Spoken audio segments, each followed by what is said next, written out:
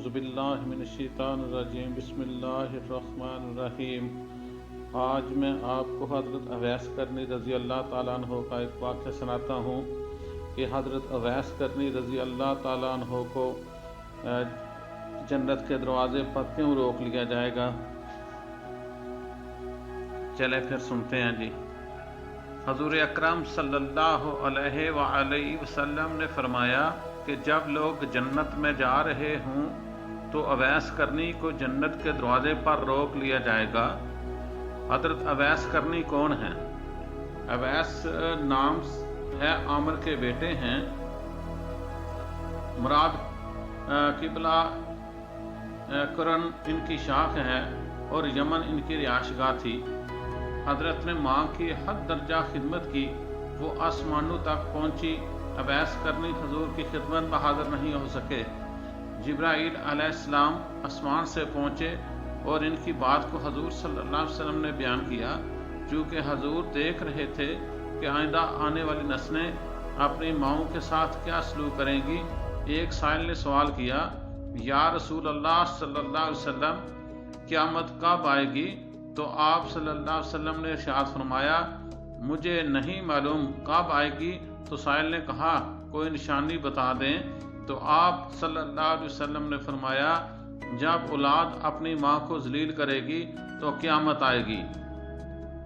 حضور صلی اللہ علیہ وسلم نے حضرت عمر رضی اللہ تعالیٰ عنہ اور حضرت علی رضی اللہ تعالیٰ عنہ سے کہا کہ تمہارے دور میں ایک شخص ہوگا جس کا نام ہوگا اویس بن عامر، درمیانے قد، رنگ کالا، جسم پر ایک سفید داغ۔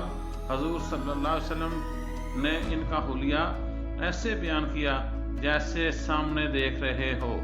وہ آئے گا، جب وہ آئے تو تم دونوں نے اس سے دعا کرانی ہے۔ حضرت عمر رضی اللہ تعالیٰ عنہ اور حضرت علی رضی اللہ تعالیٰ عنہ کو اویس کرنے کی دعا کی ضرورت نہیں تھی۔ یہ امت کو پیغام پہنچانے کے لیے ہے کہ ماں کا کیا مقام ہے۔ حضرت عمر رضی اللہ تعالیٰ عنہ حیران ہو گئے اور سوچنے لگے کہ حضور صلی اللہ علیہ وسلم کیا کہہ رہے ہیں کہ ہم اویس سے دعا کروائیں۔ تو حضور صلی اللہ علیہ وسلم نے فرمایا، عمر علی، اویس نے ماں کی خدمت اس طرح کی ہے کہ جب وہ ہاتھ اٹھاتا ہے تو اللہ اس کی دعا کو خالی نہیں جانے دیتا۔ حضرت عمر رضی اللہ تعالیٰ عنہ 10 سال خلیفہ رہے اور 10 سال حج کیے، لیکن انہیں اویس نہ ملے۔ ایک دن سارے حاجیوں کو اکٹھا کر لیا اور کہا کہ تمام حاجی کھڑے ہو جاؤ۔ آپ کے حکم تمام حاجی کھڑے ہو گئے۔ پھر کہا کہ سب بیٹھ جاؤ، صرف یمن والے کھڑے رہو۔ سب بیٹھ کے یمن والے کھڑے رہے۔ پھر کہا کہ یمن والے سارے بیٹھ جاؤ، صرف مراد قبیلے کھڑا رہے۔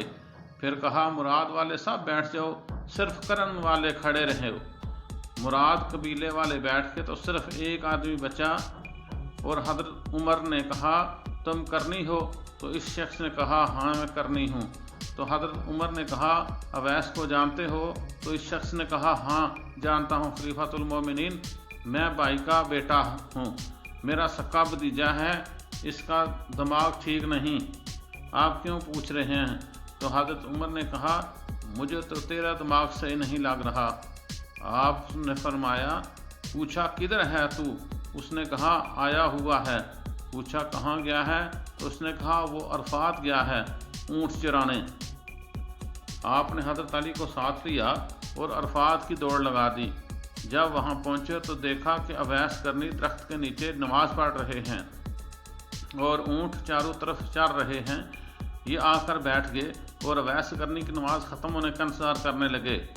جب حضرت اویس رضی اللہ تعالیٰ عنہ نے محسوس کیا کہ 2 آدمی آ گئے تو انہوں نے نماز مختصر کر دی۔ سلام پھیرا تو حضرت عمر رضی اللہ تعالیٰ عنہ نے پوچھا، کون ہو بھائی؟ تو کہا، جی میں مزدور ہوں، اسے خبر نہیں یہ کون ہے۔ تو حضرت عمر نے کہا، تیرا نام کیا ہے؟ اویس کرنی نے کہا، ایک میرا نام اللہ کا بندہ ہو۔ تو حضرت عمر نے کہا، سارے ہی اللہ کے بندے ہیں، تیری ماں نے تیرا نام کیا رکھا ہے؟ تو حضرت اویس کرنی نے کہا کہ آپ کون ہیں میری پوچھ گچھ کرنے والے؟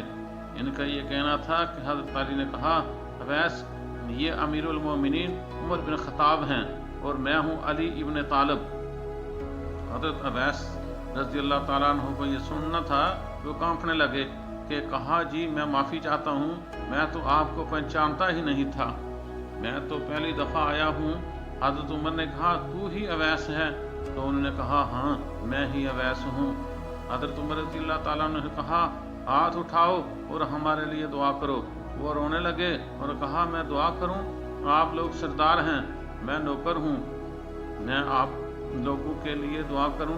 तो हज़रत उमर ने कहा हाँ अल्लाह के नबी ने यही फरमाया था।